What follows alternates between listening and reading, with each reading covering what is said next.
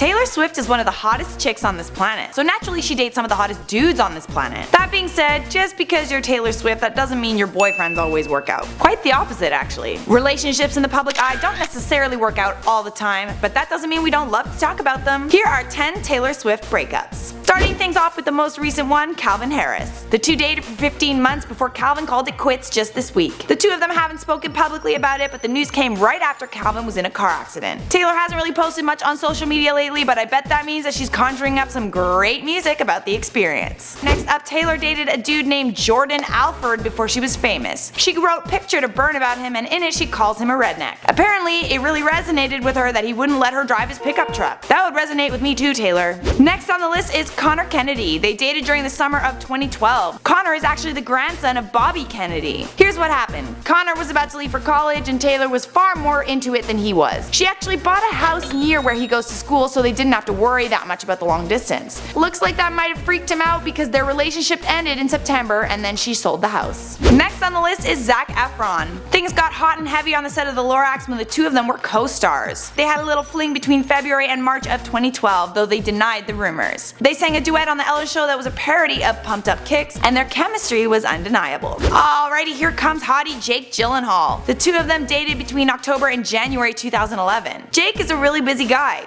He's constantly on the road and filming, not to mention the fact that he's smoking hot and he probably has chicks in every city. He did really like Taylor though. He even flew her out in a private jet so they could go on a date. He, however, broke it off in a text with her. Next on the list is Glee's Cory Monteith. The pair dated from April to May in 2010. Now the two never admitted to their relationship, but Taylor did explain that she wrote the song Mine about a dude that she barely knew that put his hand around her by the water, and she saw the relationship flash before her eyes. The two of them mega blushed when Ellen asked them straight up if they were seeing each other. Songs just don't come from nowhere, guys. She had to have gotten the inspiration from somewhere. Moving along now, next up we've got Harry Styles. Both their fan bases were super into the pair of them, but their 2012 relationship was highly scrutinized and covered by the media, and that likely led to their breakup. She reportedly wrote I Knew You Were Trouble on her album Red about him. She was super torn up about the breakup, and after Harry she took a really long dating hiatus. Next on the list is John Mayer. The two of them met in the summer of 2009, but dated between December 2009 to February 2010, and damn were they ever cute. They collaborated on a song and it made sense for the princess and prince of pop to be in a relationship together. Or did it? The two of them wrapped up their relationship on a less than stellar note, and she wrote the song Dear John about him. Damn, she put his name in the title?